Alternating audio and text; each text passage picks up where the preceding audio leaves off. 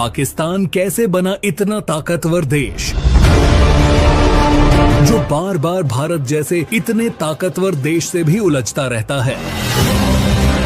पाकिस्तान एक ऐसा देश है जो दुनिया के सबसे खतरनाक भू राजनीतिक नक्शे पर खड़ा है, जिसकी सीमाएं भारत, चीन, अफगानिस्तान और ईरान जैसे 4 अहम देशों से जुड़ी है। 1947 में पाकिस्तान एक नवजात राष्ट्र के रूप में दुनिया के नक्शे पर आया, फिर सिर्फ कुछ ही दशकों में एक परमाणु शक्ति बनकर उभरा और मौजूदा समय में पाकिस्तान दुनिया की 7वीं सबसे बड़ी सेना और एकमात्र मुस्लिम परमाणु शक्ति के रूप में पूरी दुनिया में जाना जाता है। लेकिन सवाल ये है, एक ऐसा देश जो बार बार राजनीतिक संकटों, आतंकी हमलों और आर्थिक गिरावट से जूझता रहा, वो आखिर इतना ताकतवर बना कैसे?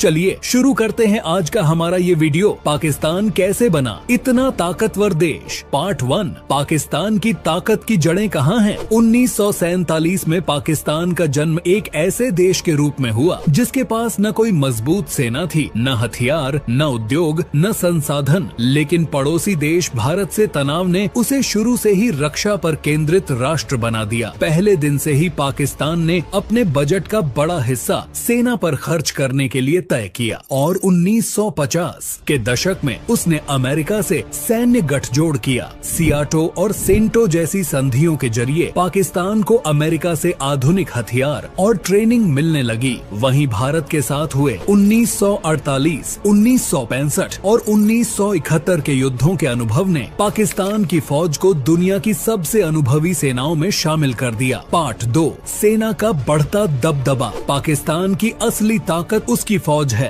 और यही कारण है कि पाकिस्तान में अब तक 3 बार सैन्य तख्ता पलट हुआ है। जनरल अय्यूब खान, जनरल जियाउल हक और जनरल परवेज मुशर्रफ, इन तीनों ने पाकिस्तान को सीधे सैन्य शासन के दौर में झोंक दिया था। लेकिन यही दौर पाकिस्तान के लिए डिफेंस इंफ्रास्ट्रक्चर की असली नींव बना। फौज ने न सिर्फ देश की सत्ता संभाली बल्कि अर्थव्यवस्था, उद्योग और विदेश नीति पर भी पकड़ बना ली। आज भी पाकिस्तान का सबसे शक्तिशाली संस्थान पाकिस्तान आर्मी ही है, जो राजनीति से लेकर मीडिया तक हर जगह अपनी पकड़ रखता है। पार्ट 3, पाकिस्तान का परमाणु ताकत बनने की कहानी। 1971 में बांग्लादेश के अलग हो जाने के बाद पाकिस्तान को भारी झटका लगा, लेकिन इसी हार ने उसे एक खतरनाक संकल्प दिया, कभी किसी से दबेंगे नहीं। 1974 में जब भारत ने पहला परमाणु परीक्षण किया तो पाकिस्तान के उस समय के प्रधानमंत्री जुल्फिकार अली भुट्टो ने कहा था, हम घास खाएंगे मगर अपना एटम बम जरूर बनाएंगे। और फिर शुरू हुआ पाकिस्तान का गुप्त परमाणु मिशन। डॉक्टर अब्दुल कदीर खान के नेतृत्व में पाकिस्तान ने यूरोप से यूरेनियम एनरिचमेंट टेक्नोलॉजी चुराई और 1998 में चागाई हिल्स में अपना पहला परमाणु परीक्षण सफलतापूर्ण किया, जिससे दुनिया दंग रह गई, क्योंकि अब इस्लामी दुनिया में पहली बार कोई मुस्लिम देश न्यूक्लियर पावर बन चुका था। पार्ट 4, पाकिस्तान की मिसाइल ताकत। पाकिस्तान के पास आज 100 से ज्यादा परमाणु वॉरहेड्स मौजूद हैं। उसकी मिसाइल रेंज 300 किलोमीटर से लेकर 2750 किलोमीटर तक की है, जिसमें शाहीन सीरीज लंबी दूरी की बैलिस्टिक मिसाइलें जो भारत के किसी भी हिस्से को निशाना बना सकती हैं।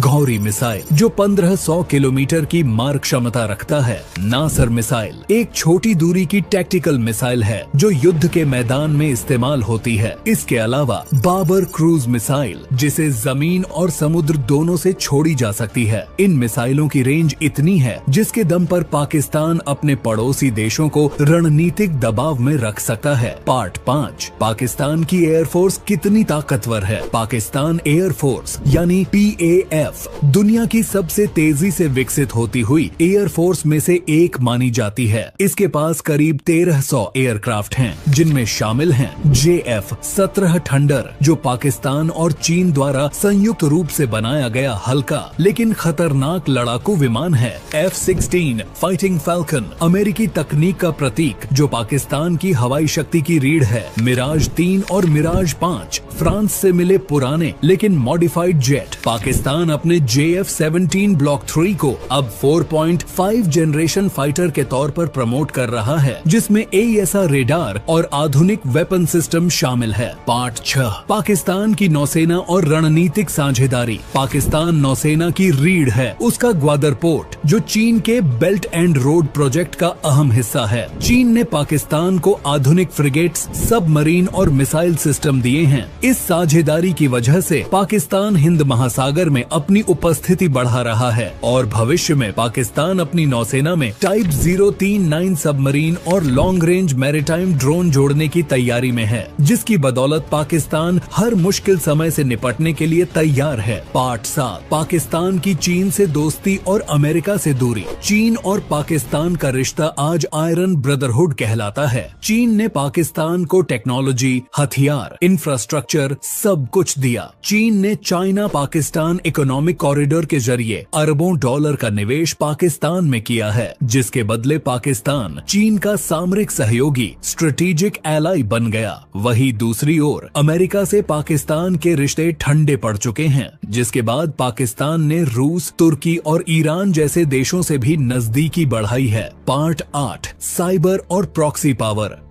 पाकिस्तान सिर्फ बंदूकों तक सीमित नहीं है, उसने पिछले एक दशक में साइबर वॉरफेयर और प्रॉक्सी ऑपरेशंस में भी महारत हासिल कर ली है। ISI पाकिस्तान की खुफिया एजेंसी दुनिया की सबसे असरदार एजेंसियों में गिनी जाती है, जिसने अफगानिस्तान, कश्मीर और पश्चिम एशिया में कई प्रॉक्सी नेटवर्क खड़े किए हैं। यही नेटवर्क पाकिस्तान को बिना सीधे युद्ध लड़े अपने दुश्मनों पर दबाव बनाने की ताकत देता है। पार्ट 9, आर्थिक चुनौतियों के बावजूद ताकत क्यों बरकरार। पाकिस्तान की अर्थव्यवस्था अक्सर संकट में रहती है। IMF के कर्ज, महंगाई, बेरोजगारी ये सब हकीकत हैं। लेकिन हैरानी की बात ये है कि हर साल पाकिस्तान अपने GDP का लगभग 3.8% से ज्यादा रक्षा पर खर्च करता है, क्योंकि सेना को पाकिस्तान में सिर्फ डिफेंस ही नहीं बल्कि नेशनल आइडेंटिटी माना जाता है। जब भी देश में राजनीतिक अस्थिरता होती है, सेना को राष्ट्र रक्षक के रूप में देखा जाता है। पार्ट 10, पाकिस्तान की मौजूदा स्थिति। 2025 तक पाकिस्तान के पास 6.5 lakh active soldiers, 5 lakh reserve troops, 3,500 से अधिक मिलिट्री टैंक, 170 से अधिक न्यूक्लियर वॉरहेड्स, 400 से अधिक कॉम्बैट एयरक्राफ्ट, 8 सबमरीन्स और 20 से अधिक वॉरशिप्स मौजूद हैं। इसके अलावा पाकिस्तान अपने मिसाइल कमांड, स्पेस प्रोग्राम और ड्रोन प्रोजेक्ट्स पर तेजी से काम कर रहा है।